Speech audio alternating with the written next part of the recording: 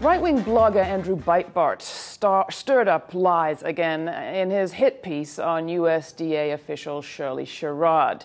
This week, much of the media actually fell in line, as did the White House, with what Breitbart had to say. But now the knives are out for those media that the New York Times calls the virtual content farm of 24/7 online media. Bloggers are center stage of the attack somehow, and not just Breitbart either, but the whole group.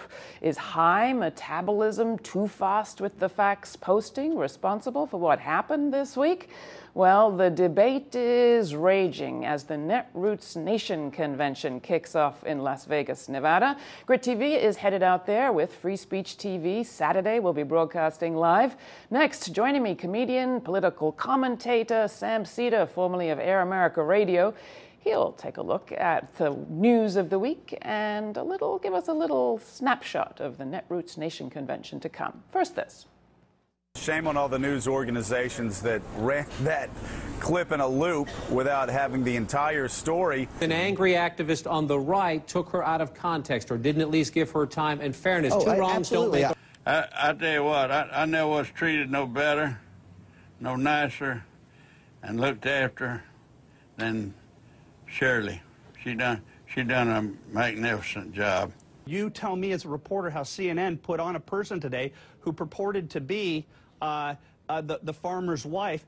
What did you do to find out whether or not that was the actual farmer's wife? And I don't know what brought up the racist mess. I just want to stir up some trouble, it sounds to me now, if you want to know my opinion. Well, Andrew had no idea what the context of the comments were, but that didn't stop him from launching the smear campaign. And that's what Andrew Breitbart and Fox News and the right-wing media does. And they've been doing it for a long time, and it's sort of ugly and contemptible. And if he had any decency, he'd apologize to Shirley Sherrod. And it'd also stop with this incessant race baiting that we've seen all summer. Any second thoughts for you?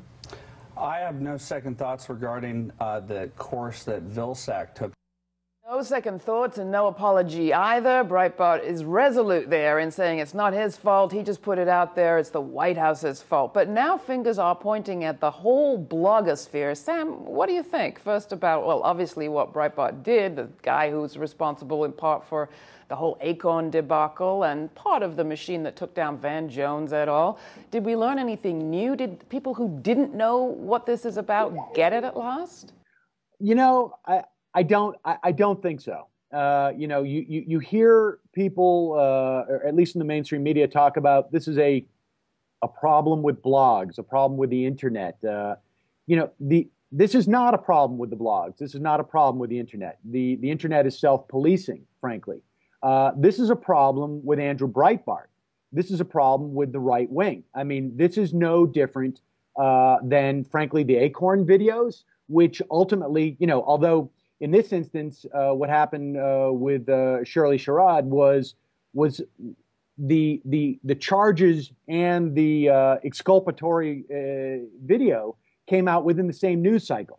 But if you look back into the whole Acorn controversy, the fact of the matter is it took months before people began to realize that these Acorn videos were completely manipulated, completely edited, and were just as much of a lie as this Sherrod video was.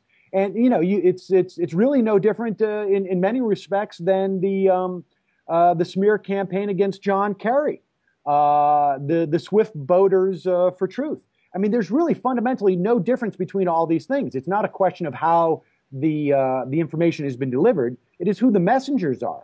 And so the idea that you can paint a broad brush that this is a problem of blogs, this is a problem of the internet, or whatever people in the mainstream media want to talk about, what they're really avoiding and which they're really ignoring is the fact that on the right wing, there is a constant smear machine. And frankly, they work on a different incentive structure. I don't think Andrew Breitbart is going to suffer at all for being exposed as a bald-faced liar. Because I think his audience will continue to support him. And I think that the money that flows to him from right-wing think tanks and organizations will continue to flow, because for them, at the end of the day, this is simply a situation where it didn't work out as well as planned, but they have no fundamental problem with the fact that he lied. Right. And nor will he apologize. It's next to Netroots, beginning right there, the Netroots Nation convention happening in Las Vegas right now. Is this a big topic? And we're already hearing, if you look closely at CNN, about the pro-Tea Party bloggers that are also having their convention. There's far fewer of them, of course, but do you think we'll get equal balanced coverage, them and you? Well, I mean, look, it's a big story here at Netroots Nation, of course, because this is sort of the online turf, and to a large extent, you know, the blogosphere is very much about messaging. The Tea Partiers get an incredibly disproportionate amount of coverage, but frankly, you know, I don't think it's important for Netroots Nation, which is now in its fifth year.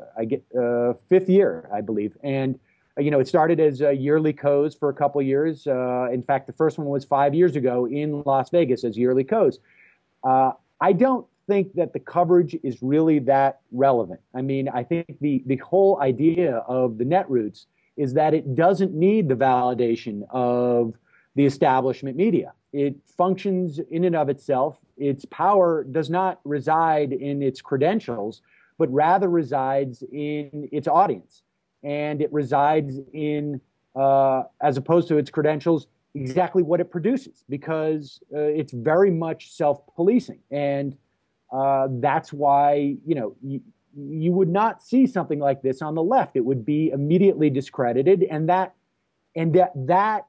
purveyor of that type of lies would actually suffer in the context of the left-wing Netroots. So you wouldn't see a Breitbartian kind of affair there. But there is still the same sort of high-speed effort to get the views, to get the comments. I mean, the New York Times goes to town on this week, as does Politico, talking about high metabolism journalism.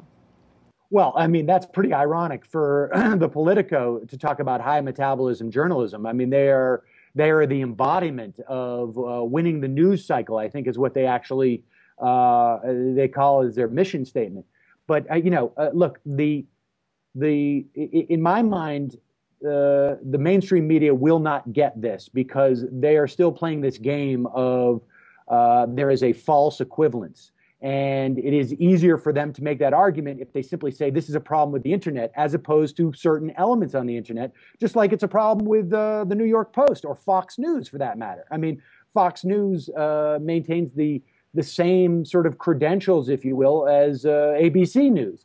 But the fact of the matter is that they will lie like this. They've been pushing this story of the new Black Panther Party, which is a completely fictionalized story, essentially, in terms of their narrative, and yet they're not called out for that in the same way. And I think that's just, again, a function of just how quickly this fell apart for Andrew Breitbart.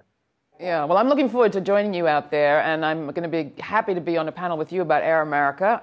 Not quite sure what we're going to say yet. Do you know? I'd love to know what you hope to get from Netroots. And then the good news, Free Speech TV is going to be co-broadcasting with GRITtv live the Saturday night session from Netroots, so viewers can watch us check back in live on Saturday. But is there something specific you're hoping to get from the convention this year, Sam?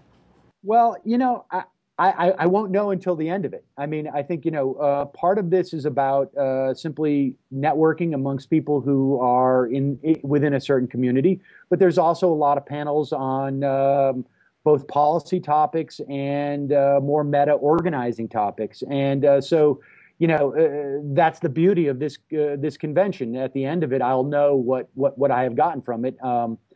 And it's a good opportunity for people who are fundamentally outside of the establishment to get together and to validate each other, which is where the strength, I think, of the Netroots comes from. Again, it's not a question of being credentialed in some fashion, although, you know, we've seen over the past 5 or 6 or 7 years, bloggers become more accepted and seen as more important. All right, Sam, thank you. Well, we think you're very important, and I want to encourage people to check out your website, samseder.com, and your weekly video series, the name of which I don't think I can say, but people will be able to find it at our website, GRITtv.org. Thanks.